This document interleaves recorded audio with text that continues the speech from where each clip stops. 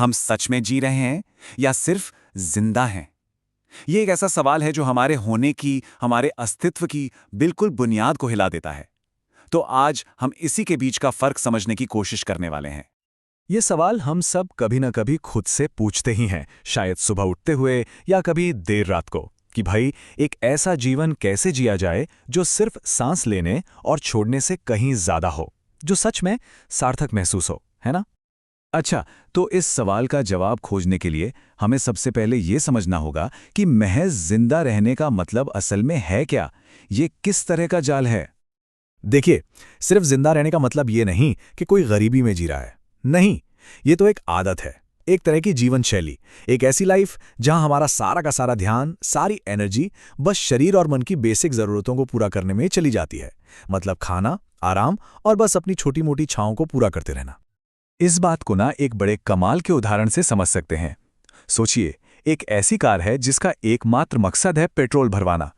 वो बस gas station तक जाती है, तेल भरवाती है और वापस आ जाती है, किसी मंजिल पर नहीं पहुंचती। ऐसा जीवन कितना खाली और बेकार लगेगा, है ना? और सच कहूं तो कई जिंदगियों का हाल बिल्कुल ऐसा ही होता है। हमारा शरीर एक गाड़ी की तरह है जिसे हमें कहीं ले जाने के लिए इस्तेमाल करना चाहिए। लेकिन होता क्या है कि अक्सर हम ही अपनी गाड़ी के गुलाम बन जाते हैं और पूरी जिंदगी बस उसकी सर्विसिंग करने में ही निकल जाती है। तो अगर सिर्फ जिंदा रहना एक जाल है, तो इससे बाहर निकलने का रास्ता क्या है? इसका जवाब छिपा है स्वतंत्रता की उस गहरी मानवीय इच्छा में, जो हम सबके अंदर कहीं ना कहीं मौजूद है। ये सवाल हमें थोड़ा रुक कर सोचने पर मजबूर करता है। एक रोबोट को देखिए, वो चल सकता है, काम कर सकता है, यहां तक कि हमारी तरह बात भी कर सकता है। तो फिर हम में और एक बहुत ही एडवांस्ड मशीन में असली फर्क क्या है? और फर्क यहीं, बिल्कुल यहीं पर साफ नजर आता है। एक मशीन, वो तो हमेशा अपनी प्रोग्रामिंग की गुलाम ही रहेगी, है ना? वो कभी आजाद नहीं हो सकती। पर इंसान, हम अपनी प्रोग्रामिंग, अपनी आदतों के पार जा सकते हैं। हमारे लिए फ्रीडम यानी स्वतंत्रता की जो चाह है वो सबसे ऊपर है। हम सिर्फ इंफॉर्मेशन को प्रोसेस नहीं करते, हम उसे जीकर, अनुभव करके सच में समझते हैं। ये बात इंसान होने के सार को, उसके एसेंस को पकड़ती है। कोई भी जानवर या मशीन अपनी सीमाओं में संतुष्ट रह सकता है, लेकिन कोई भी इंसान गुलामी में सच में खुश नहीं रह सकता। स्वतंत्रता की ये जो गहरी, कभी न मिटने वाली प्यास है ना, वही हमें असल में जीवित बनाती है। और ये हमें लाता है वास्तविक समझ के विचार तक। देखिए, एक रोबोट स्वतंत्रता पर एक पूरी किताब पढ़ सकता है, उसे इंटेलेक्चुअली प्रोसेस कर सकता है, लेकिन वो कभी भी आज़ाद होने के एहसास को जी नहीं सकता। असली समझ तब होती है जब ज्ञान सिर्फ दिमाग में नहीं, बल्कि हमारे जीवन में, हमारे हर काम में उतर जाता है। और यही वो चीज़ है जो कोई मशीन कभी नहीं कर सकती। तो फिर स्वतंत्रता के इस रास्ते में सबसे बड़ी रुकावट क्या है? हैरानी की बात है कि ये कोई बाहरी ताकत नहीं, बल्कि हमारे अंदर ही है। चलिए हमारे इस झूठे अहंकार की पहेली को थोड़ा समझते हैं। ये झूठा अहंकार मैं की वो भावना है जो हमेशा अधूरी और खाली महसूस करती है, जैसे कोई बर्तन जिसमें छेद हो।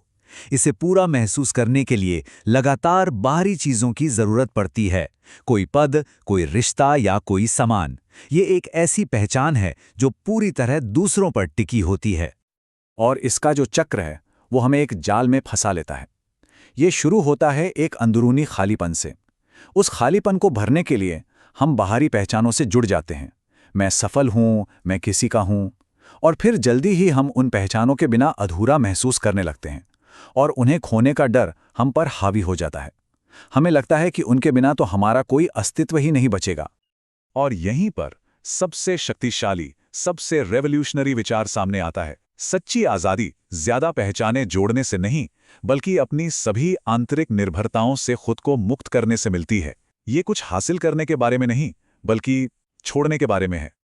और इसका मतलब ये बिल्कुल नहीं है कि दुनिया से भाग जाएं या सन्यासी बन जाएं। नहीं, इसका मतलब है अंदर से आंतरिक रूप से आत्मनिर्भर होना। रिश्ते और चीजें जीवन में हो सकती हैं, पर हमारी खुशी और हमारा अस्तित्व उन पर निर्भर नहीं होना चाहिए। असली आज़ादी यही है।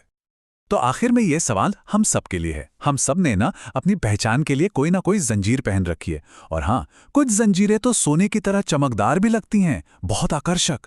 पर असली सबसे बड़ा सवाल तो ये है कि क्या हम उन जंजीरों को पहचानने की हिम्मत रखते हैं, और पहचानने के बाद क्या उन्हें छोड़ने का साहस कर सकते हैं, ताकि हम सिर्फ जिंदा ना रहें, बल्कि सच में जी सकें।